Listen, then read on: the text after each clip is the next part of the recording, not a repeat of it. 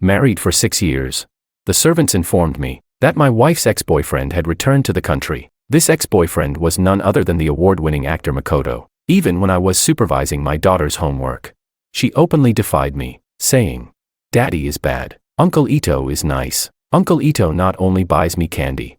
He never forces me to study. I want Makoto to be my dad." So I sent Willow the divorce papers right away. But afterwards, no one could have expected, during a variety show recording, one casual remark from my daughter brought the entire set to a stunned silence, and left both Makoto and me completely shocked. Chapter 01. Everyone knows the only reason I managed to marry Willow was because of my unparalleled simp skills. Willow is a wealthy heiress, a young lady of a prominent family with breathtaking looks and a frosty disposition. I was just a nameless extra in a film crew, yet I not only succeeded in marrying her, I even got her to have children with me. Who wouldn't call me the grandmaster of all simps? But honestly, only I know the bitterness behind it all. In the 6th year of our marriage, the servants told me Willow's ex-boyfriend had come back to the country. That ex wasn't just anyone, it was Makoto, the acclaimed actor. The familiar whiff of the stand-in for a crush trope instantly hit me. So I went online to see if Makoto and I looked at all alike. Oops, sorry, we're nothing alike, not even close. If Makoto is a sentimental old dog, then I, George, am a wild dog that can't be chained, always ready to charge out and bite someone. Unluckily for me, no matter how much fight I've got in me, after Makoto came back, Willow never returned home. She wouldn't pick up my calls or answer my messages. Furious, I scrolled through Makoto's Instagram and found the two of them attending the same event in a coastal city. My wife was out fooling around with another man, and my daughter's behavior was aggravating me even more. Alicia just started elementary school this year. While I was overseeing her homework, not only did she refuse to do it, she openly confronted me. "Daddy is the worst," she declared, hugging her toy. "Uncle Ito is nice. He never makes me study and always buys me toys." I was both angry and amused. Fine, if she wants to leave, then let her. My wife wants to find our daughter a new dad, and it seems Alicia is fully on board with it. They say everyone experiences an awakening at least once in life. At 28, I had mine. After working diligently for the Lu Group all these years, what did I get? A cold shoulder from my father-in-law and constant scorn from my ungrateful wife and daughter. Living as a humble, live-in simp was beyond humiliating, but it doesn't matter. I'm walking away. The Lu family's tiny shrine can't possibly hold a great Buddha like me. I'm going to walk out there and blind the whole world. Chapter 02. I fired off a divorce agreement to Willow in record time, then contacted my agent, David, my brother from another mother. He lined up my first comeback role, playing a vicious supporting character in Makoto's new production. That made me so mad I nearly disowned him on moral grounds. I grabbed David by the collar, ready to give him a good thrashing. David pleaded his innocence, saying, "Wong, come on, think this through. You haven't acted in years. The fact you can even book a part now is already a win." He wasn't wrong. You have to slog through some hardships on your road to success. So I stopped complaining and reluctantly joined the crew to play the sidekick villain to Makoto's leading man. He's a true gentleman with a big heart. As for me, I'm no man unless I'm ruthless. At the press conference, Makoto stood beside me, wearing a warm, humble smile, but every word he spoke was laced with insinuations. He patted my shoulder and said, "I feel like Mr. Wong in real life resembles his character a lot. He portrays that underhanded, despicable nature flawlessly." In the original storyline, this character had a romantic subplot, but I decided to scrap it. After all, we agreed no woman would ever fall for a man like that. I brushed off my shoulder and cut him short without bothering to banter. I grabbed the mic in one swift motion. I said, "I hope the scriptwriters heard that. Looks like Mr. Ito not only delivers a less than stellar performance, but also takes it upon himself to rewrite your script." The moment the press conference went live, I got dragged through the mud by Makoto's fans. I shot straight to the top of the trending topics for all the wrong reasons. Who does this washed-up nobody think he is? Publicly dissing our Makoto. He's just a bitter simp who spent 6 years groveling for Willow's attention. But Willow's heart was always with Makoto. Another comment read, "Makoto came back, and that guy immediately got kicked to the curb." My buddies tried to comfort me, but I was surprisingly chill about it. I said, "It's no big deal. I'm focusing on my career right now. As an actor, having no buzz is the real nightmare. Makoto just handed me all this free publicity. I should be thanking him. I gotta strike while the iron's hot, pick up 20 more villain roles." True to form, my agent hustled and quickly got me over 20 scripts. While I was at home feverishly reading them, Makoto was busy making waves of his own. He stirred up a social media frenzy while also taking my daughter onto the hottest parent-child reality show. Then he sent me a message beforehand. "George, watch the live stream at 8 tonight. Just give up. Willow is mine. You can cling all you want, but it's useless. Cling." How am I clinging? I've already mailed the divorce agreement. Willow just won't sign it. I've called 3 times to check, and every time her company assistant picks up to say MS. Lou is too busy to look at my divorce papers. I tried explaining this to Makoto, but he wouldn't believe me. He laughed and said, Willow's always loved me. She can't wait to divorce you. If you weren't squatting in the Lou family mansion like a parasite, I'd have held a wedding for her long ago. Better tune in tonight and see how your daughter calls me Dad. Chapter 03. As much as it stung, I guess we humans are all a bit masochistic. At exactly 8 o'clock, I tuned into the live stream. Makoto appeared on screen wearing a doting smile, leading Alicia by the hand. It was as though he couldn't wait to plaster exemplary family man across the broadcast. He said, Ali, here's your favorite chocolate ice cream. I've stocked the freezer. This time, you can have as much as you like. I felt my anger flare. Ali has a major sweet tooth and loves cold treats, but a child's stomach is delicate. When I was home, I only let her have 1 sweet snack a day at most. She threw tantrums over it more than once. Ali was busy playing with her doll. She glanced at the fridge and asked, Can I skip dinner and just have ice cream? Makoto chuckled. Of course you can, as long as you're happy. Eat whatever you want, but that'll make you sick. Ali puffed out her cheeks. Uncle, do you really not know that? Makoto's smile froze. In front of the cameras, he was at a loss for words. He said, Ali, you should call me Dad. But Ali kept her head down, focused on her doll, ignoring him completely. Makoto lost his patience and, forgetting the fact they were live, snapped, Once I marry your mom, I'll be your dad. You'll have to call me that sooner or later, got it? Ali set aside her Rubik's Cube and fixed her gaze on Makoto. Just when he thought she was finally giving in, she burst into tears with a loud wail. You're a big meanie. I used to be the top student in my class, but you only let me play with toys and never do homework. So now I'm falling behind. Tom and Max make fun of me. Atta girl. She still has hope, I thought, feeling proud. She went on through her sobs. If mom marries you, I'll end up dead last in my class. I don't want to be last. Ali was bawling her eyes out on camera, snot and tears everywhere, while Makoto's face went from pale to red and back again, awkward in every possible way. He forced a tight smile and muttered through clenched teeth, Ali, if you keep acting out, your mom is going to deal with you when we get home. With that half-hearted attempt at salvaging his pride, he signaled frantically to the cameraman to wrap things up, and the show ended in a rush. That very night, Makoto and I both dominated social media's trending topics again. My manager friend was practically speechless with excitement. Buying ad space for a trending topic is expensive, he said. Our tiny agency can't afford that kind of promotion. Makoto practically gave it to you for free. He's shoveling money into your pocket. I checked the comments on the trending posts. It was hard to tell if they were bots or Makoto's fans, but most of them were cursing me out. One said, that jerk George must have brainwashed his daughter. He's the reason she's behaving so badly. Someone replied, don't worry, that kid doesn't know any better. Her mom'll probably give her a good spanking when she gets home. A few minutes later, a new alert popped up. Welcome MS Willow to the platform. Makoto's fans rushed to Willow's newly created account. They commented, Miss Lou must have joined to show support for our Makoto. Another one said, she really loves him. They're childhood sweethearts, the best ship. If that buzzkill George hadn't stuck his nose in, it would have been perfect. Moments later, Willow's very first post appeared. Willow, who is Makoto? Could the show's production staff please contact me and explain why my daughter is with him?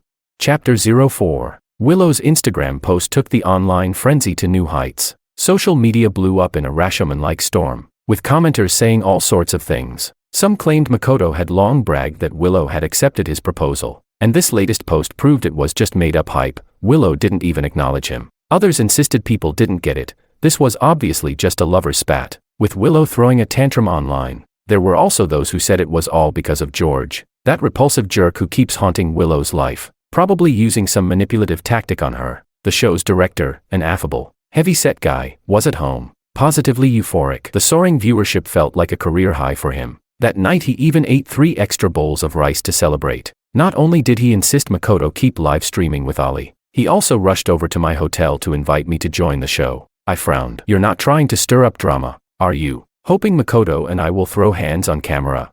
He shook his head emphatically. Of course not, Mr. Wong. You're overthinking it. But the gleam in his eyes gave him away. He was definitely thinking about it. I hesitated. Currently, I was staying at a hotel provided by the production crew for a new show, backed by a decent team. The next day, I had an important scene to shoot, one that could be a real boost to my acting career if I did it well. Still, I missed my daughter, even if she was acting out. No matter how troublesome she is, she's my kid. I tried testing the waters by giving Ali a call. Don't come. I don't want you here. she answered, her little voice surprisingly stern. You and mommy are already divorced, I'm staying with her. I heard Makoto laughing in the background, presumably watching cartoons with Ollie. I couldn't help myself. Have you finished your homework? Why are you watching TV already?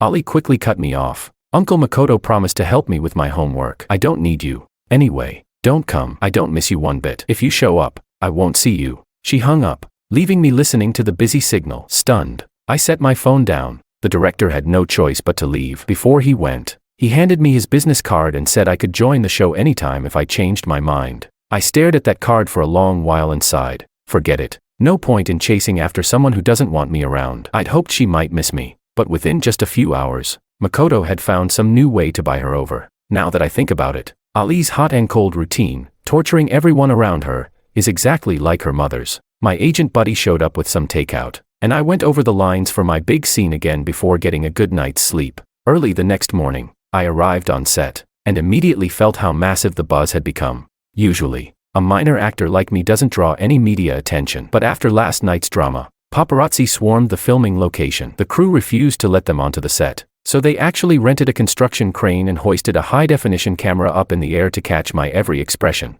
They probably hoped to see me depressed and unfocused, a down-and-out middle-aged man whose wife left him. But I wasn't about to give them the satisfaction. If they wanted to roll the cameras, I'd show them how professional I can be. In my pivotal scene, my lines were crisp and clear, emotions fully engaged. The fight choreography flowed like water, and during a heated shouting match, my intensity was off the charts. After one take, the director and the entire crew around the monitor applauded. The paparazzi didn't get the dirt they wanted, so they posted these behind-the-scenes shots online instead. In the comments, people who had been waiting for a juicy train wreck found themselves watching an actual show scene. Some commented, "These paparazzi are slipping, this isn't gossip, it's basically a behind-the-scenes feature." Someone else said, "Wow, I gotta say, those fight moves looked pretty legit. Maybe that Wong guy has some skill." Another replied, "Wait, do we still have actors in this industry who do their own stunts?" My agent buddy cackled while reading these comments. I knew exactly why he found it so funny. Makoto is famous for frequently using stunt doubles, a fact once criticized as an industry scandal. With the topic resurfacing now, it was inevitable people would compare us. I wasn't sure who was winning on the romantic front, but at least career-wise, I was pulling ahead for the moment. After we wrapped for the day, I tuned into Makoto and Ali's live stream again. By then, they should be getting along pretty well, right?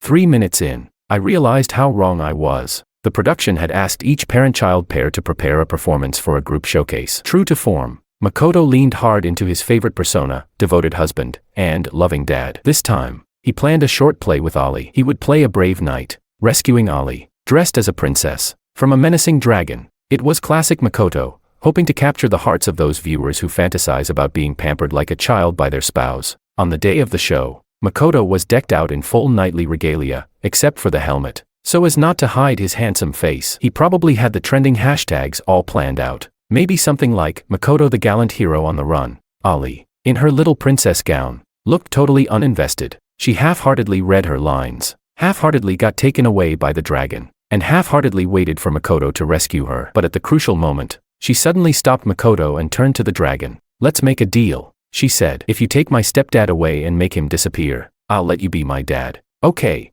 On the live stream, I could practically see Makoto's pupils quake in real time. Ali had completely derailed the script. The staff member playing the dragon was stunned, turning to the show director for guidance. But that heavy-set director, a veteran of many reality shows, sensed prime viral content in the making. He waved for them to continue. In a gruff, dragon voice, the staffer asked, "You don't want to go with him?" "Nope," Ali said. "You're older and live alone. I'll stay with you, keep you company in your old age. And you have to promise not to harm the innocent people in our kingdom." That night, a high-profile Instagram blogger wrote a 1,000-word analysis of Ali's improvised storyline. In this 6-year-old, we see genuine altruism and empathy. She's a princess who puts her people first, sacrificing herself for the peace of her realm. More importantly, she shows compassion for another creature. While everyone else deems the dragon evil, she recognizes its loneliness. Meanwhile, in a corner no one paid attention to, Makoto looked like he was about to blow a fuse. His carefully crafted, gallant hero, hashtag never trended at all. Instead, viewers mockingly pushed, "runaway clown," for him. It was a brutal blow for someone who loves to keep his protective dad and doting husband image alive. Ali, for her part, was oblivious to the online chatter. When interviewed, she let out a long sigh of relief. At least I don't have to rehearse anymore. Now I can study properly, she said. I already promised Tom and Max I'll do better on my next test.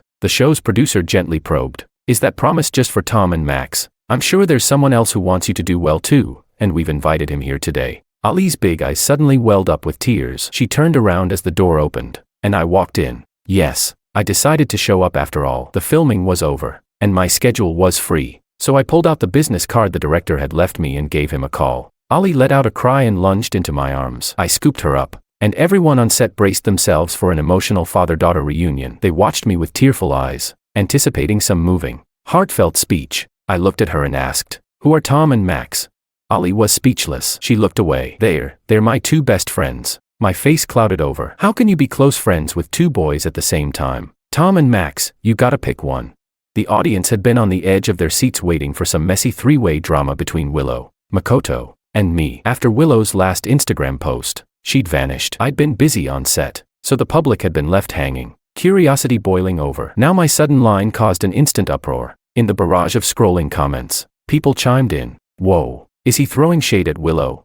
Remember, Makoto and George went to school with Willow. They both chased her once. So George is basically hinting at Willow's love triangle. Another person added. Exactly, dating multiple people at once. Stringing them along, that's scummy behavior. Someone countered. Stop with the backup plan nonsense. Willow's divorced now. Obviously she's gonna marry Makoto. Someone else shot back. Makoto's fans are delusional. Didn't Willow just post about not even knowing who he is?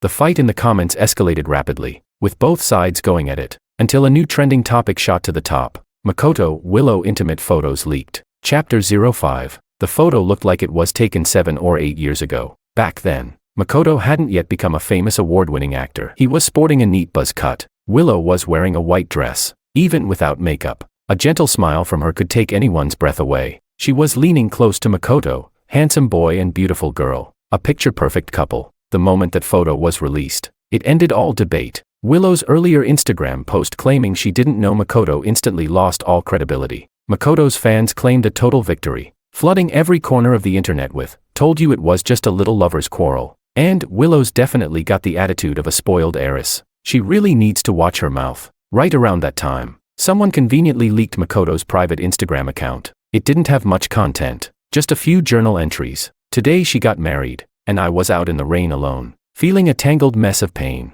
I blame myself for not noticing sooner. At graduation, that shameless guy kept clinging to her. She only danced one dance and had one drink with him. He must have spiked that drink. That's how she ended up carrying his child and marrying him. I hate no one. I only hate fate for separating two people who truly love each other. I stared at the screen, my fists unconsciously clenching. My agent walked up behind me, patted my back, and said, "There's no point trying to clear your name now. Nobody would believe you." I set my phone aside and sighed. I just want a good night's sleep. That night, I dreamed about the dance Makoto mentioned. I was holding Willow in the brightly lit ballroom, her dress swirling. Her eyes were mesmerizing, glowing brighter than the crystal chandeliers. I lost myself in that glow, never wanting to come up for air. I'd liked Willow from the very first day of freshman year. She was the radiant center of attention, a cool and distant campus beauty, and the wealthy daughter of a powerful family. Whenever she performed at arts showcases, crowds of male admirers went wild. I did a lot of clumsy things to catch her eye, dressing up in a mascot costume to hand out flyers along her usual path,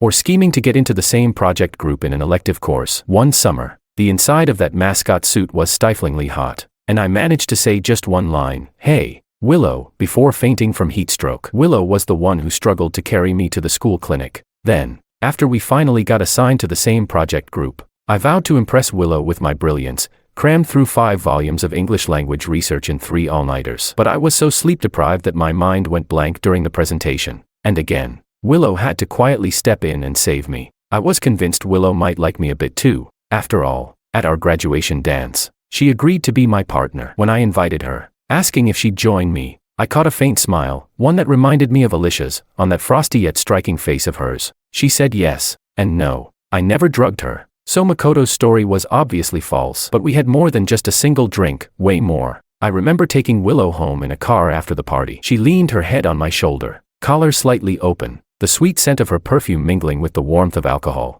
I told myself, sometimes in life you've got to be bold for love. So I unfastened my seatbelt, wrapped an arm around her, and lowered my head to kiss her. The startled driver slammed on the brakes. Willow, however, just fell into my arms, hugging me tight. I can still recall the fragrance clinging to her that night, rose perfume mingled with that tipsy warmth, heady and alluring. Chapter 06. Makoto's version of events isn't true, but it's not entirely baseless either. For instance, I really don't know if Willow would have married me had she not gotten pregnant with Alicia after that dance. After the wedding, our communication became even less frequent. My father-in-law disapproved of me and thought acting was a dead-end career. He forced me to join the family company, but he didn't just hand me some cushy position. In fact, he worked me to the bone every day from dawn till dusk. Even so, he never changed his attitude. He often berated me in front of everyone, humiliating me. As for Willow, she was constantly traveling, visiting different branches to prepare for taking over the company. In short, we saw each other rarely. A single meeting was hard to come by. You could say that after 6 years of marriage, I still didn't know Willow all that well. Sometimes I felt like she did love me. For example, once when I was sick, she flew back overnight to stay with me. But by the time my fever broke the next morning, the room was empty. Alicia was about 4 or 5 at the time. I asked her if she saw her mom, and she shook her head insistently. She said, "Mommy never came home." "Did she tell you to say that?" I pressed. Ali hesitated for a moment. That was enough to confirm that Willow really had come back. So it wasn't just my imagination, but I couldn't figure out why she was going to such lengths. Online chatter about me was deafening, but in this day and age, even bad publicity can sometimes be a benefit. One morning, as soon as I woke up, my agent David burst in, grabbed me, and shook me with excitement. A world-famous film director, someone I wouldn't have even dreamed of working with, had emailed, inviting me to audition for his new movie to play a rising Chinese star. In his email, the director wrote, "There's a sense of controversy and a compelling personal story surrounding Mr. Wong, which is exactly what I've been looking for. Take a look at the script and let me know." After reading the script, I saw why the director had reached out to me. The role was a down-on-his-luck aspiring actor who rises to stardom through sheer perseverance. Gifted and glamorous on the surface, he also faces endless slander and gossip, carrying an underlying loneliness behind the spotlight. The parallels between the film's story and the public circus around my own life were uncanny. I knew that if I could truly embody this character, I might leave my mark on cinematic history. I immediately replied, accepting the role, but things didn't go as smoothly as I'd hoped. On the very first day of production, the moment I arrived at the hotel conference room, I saw the director hurl his script onto the table in a rage. It turned out the investors had forced changes to the script, just so they could insert another character. Instead of one lead, there would now be 2. My original role was the determined underdog clawing his way up, while the newly added role was, of course, a refined, wealthy heir. The second I heard that description, I had a bad feeling. Sure enough, the investor's plush minivan pulled up, and out stepped none other than Makoto. Chapter 07. Makoto comes from a very wealthy family. His foray into show business is purely about fame and fortune. In some ways, he and Willow are a perfect match. If Willow marries him after divorcing me, their 2 families will no doubt merge and become even more powerful. Right now, Makoto's face was lit with a smug grin. Ever since his secret account came to light, he's managed to paint me as the sleazy guy who drugged someone, while he became the destined soulmate who'd been kept apart from Willow by cruel twists of fate. The director clearly wasn't keen on Makoto but had no choice. The film industry has been in a slump these past couple of years. Even a well-known director struggles to secure funding for a project. Smoking a cigarette, he let out a quiet sigh in my direction. "There's nothing we can do. Art always has to bow to capital." I understood his dilemma, but Makoto wasn't finished. He brought an entire team of writers to the set and started revising the script. My scenes were visibly shrinking. Eventually, nearly every scene revolved around him. The director erupted in anger on set. He fumed. "With this new script, I don't even know what I'm supposed to shoot anymore." But the producer, who'd already taken money from Makoto's family, was brimming with confidence. He said, "Director, if you insist on refusing to film, we can always find a replacement. Of course, you're free to stick to your original script, provided you can secure the funding on your own." He trailed off suddenly, mid-sentence. A motorcade had pulled up, with a Maserati at the front. When its door swung open, a figure in a fitted black designer dress stepped out. Willow. She wore her usual cool, distant expression. Striding up to the producer, he recognized her immediately and forced a fawning smile. "Miss Liu, what brings you here?"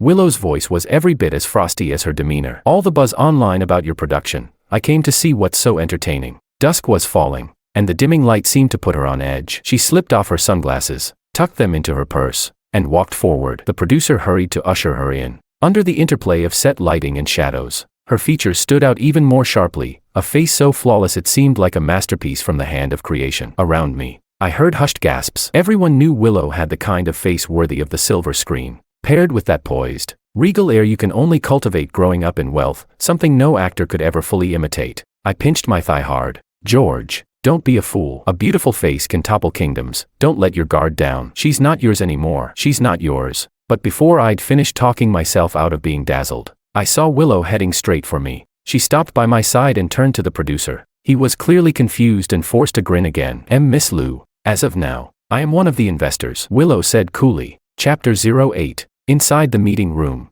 the director, who had never met Willow before, tried to gauge the intentions of this new financial backer. He asked politely, Ms. Liu, if you plan to invest in our project, do you have any particular expectations?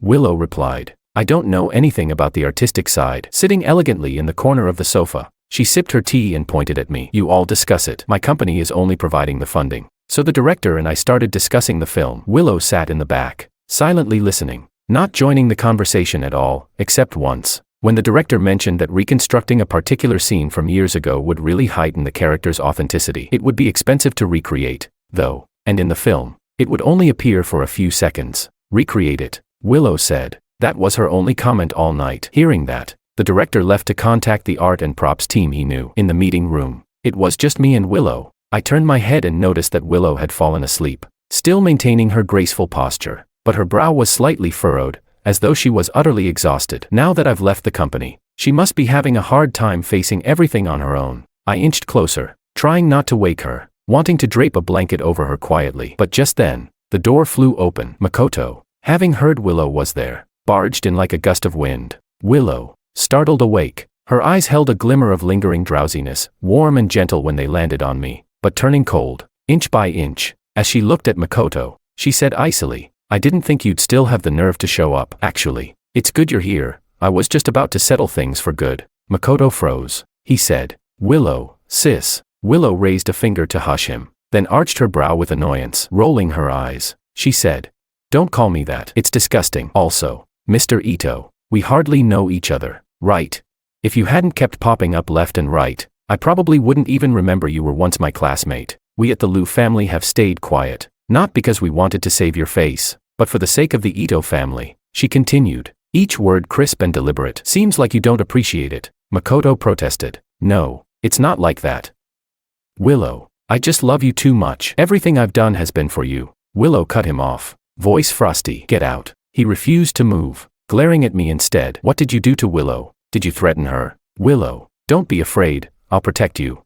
I was speechless. Makoto suddenly lunged at me, and by reflex, I kicked him in the knee, sending him crashing down in front of me. Groaning in pain but still refusing to give up, he grabbed a teacup from the table and hurled it at me. In that split second, Willow yanked on my arm to pull me behind her. The cup shattered, nearly hitting her. Shards flew everywhere. Willow clung tightly to my arm, glaring icily at Makoto. Moments later, security rushed in to restrain him. Willow bit her lip. Take him out of here. The guards hesitated, looking at Makoto. They didn't dare make a move. Willow frowned. Throw him out. This is my private lounge. In the end, Makoto was dragged away against his will, leaving only Willow and me in the room. Her hands were still clutching my arm. The familiar rose scent drifted up, and I felt my resolve waver for a moment. But I pushed her away. Ms. Liu, I said, as far as I remember, we're already divorced. Willow replied, as far as I recall, I never signed. I was at a loss. If you won't sign, I'll file for divorce in court. She looked at me steadily. Do you really want a divorce?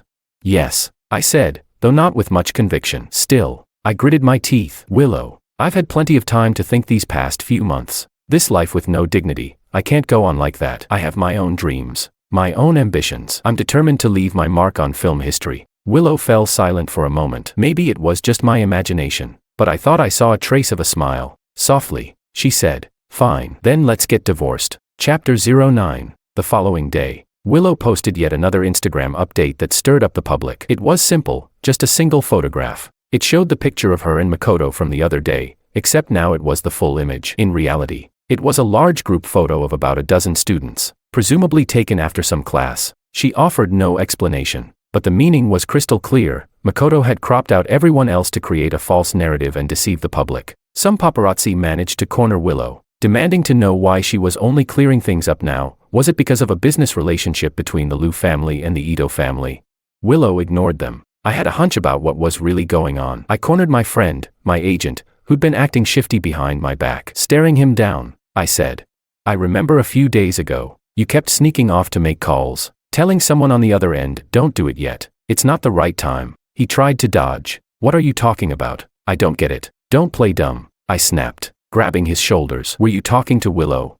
You told her not to clarify right away, because letting the gossip simmer would boost my popularity. After all, it wasn't some ironclad scandal. There'd be room to flip the narrative later, and the higher the buzz, the more it would help my career. Getting that film offer proved you right. What exactly are you and Willow plotting?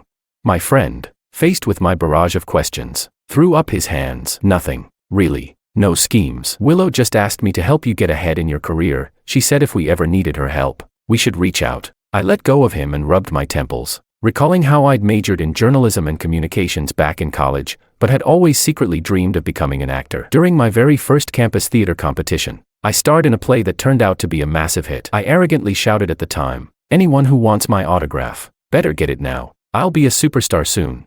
And back then, Willow was in the audience. Later, I did get some minor acting gigs with production crews, but then my father-in-law roped me into his company. I got buried in work and social engagements, reduced to a rigid, 2-point commute like a machine. Somewhere along the line, I lost sight of my dream. Could it be that Willow still remembered? Chapter 10. Making this film was tough, but all of us on the main creative team loved every minute of it. Makoto's scenes got whittled down to almost nothing, and the script returned to its original form. I was once again the lead under the spotlight. For the final scene, I had to perform a stage play within the movie. The moment I finished, my character's part wrapped for good. The director handed me a bouquet and took a photo with me. Ollie ran over to give me a hug. She's on summer break, so she came to visit the set. The director even gave her a small flower girl cameo. Plenty of reporters were on site. Seeing Ollie reminded them of our viral father-daughter moment from that reality show, so they held out a mic for her. Have you decided between Tom and Max? Ollie replied seriously. I did make a choice. I choose to study. The reporters paused, then burst out laughing. After the interviews, Ollie left under the nanny's care to attend her extracurricular class. Some reporters also interviewed Willow. This time, she uncharacteristically shared a bit about her personal life. She paused briefly, then said, I guess you could say I'm currently divorced and single. Sensing a juicy scoop, the reporters asked, with a beauty like Ms. Lou newly single, you must have countless suitors. Willow cut them off in a fluster. Don't say that. I'm divorced and raising a child, and I'm waiting for my ex-husband to come around. A reporter followed up. So, does that mean you're waiting to remarry? Willow nodded.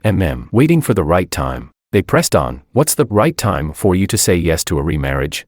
Willow let out a faint smile. Once he becomes a superstar. But that's just my one-sided wish. Whether he's willing to marry me again is up to him. Chapter 11. I went home to pack my things and get ready for my next gig. Ollie had gone off to her lessons, and no one else was around. Willow was sitting on the sofa, quietly watching me move about. Truth be told, there wasn't much left to pack. Eventually, I stopped fussing with my bags, deciding to drop the act. I kind of missed the sight of Ms. Lou's beauty, I said, so I came back to have a look. A flush crept over Willow's cheeks. She got up and walked over, caught my hand, and guided it across her brows, the bridge of her nose, her chin, and down along her collarbone, then kept going lower. Before my rational mind could catch up, she rose on her tiptoes and hooked her arms around my neck, whispering in my ear, if a family will only slow you down, I can just be your lover for now. That night, I fell asleep holding Willow and had a dream. We were both old and gray. I was lying in a hospital bed, and she sat by my side, hand in mine,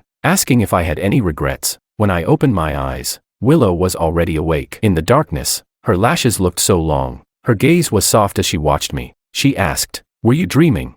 She scooted closer, pressing herself gently against me. I wanted to tell her I had glimpsed something like our previous lifetime, something that might explain so much. In the end, though, I didn't say it. I only held Willow more tightly in the dark and whispered by her ear. Thank you. Chapter Extra. Willow. In their previous lifetime, Willow and George were actually a happily married couple. She was born into a prominent, wealthy family, raised with all the privileges of that world. Children who grow up in that environment naturally carry a certain aloofness. Until she met George, the year she enrolled, there was a campus competition in which George performed a stage play, playing the role of a gang leader. His acting was riveting. At the very end, he shouted to the audience, if anyone wants my autograph, better hurry. I'm going to be a superstar one day. Though it came across a bit overly dramatic, like a teenage bravado, it also brimmed with a carefree, radiant energy, lively and dazzling. In that moment, she remembered him. George, just an ordinary name, yet she kept running into him. When her mother passed away, she was walking alone on campus. Her face was dry, but but inside she felt as overcast as the sky. Suddenly, a giant bear, a student in a mascot suit, charged out from the side and scooped her into a firm hug. Though, as soon as he spoke, he fainted from heat stroke. There were many moments like that. On graduation dance night, George reached out his hand and asked if she would be his dance partner. She had never been so happy in her life. They both drank a lot that day. It wasn't just his impulsive desire. She shared the same feelings. They had a child, got married. Willow took over the company, and George spent his whole life tirelessly helping her. The company thrived, but he grew old. He was no longer that brash, confident young man. He became a shrunken old man, like an apple core. They say men generally have shorter lifespans than women,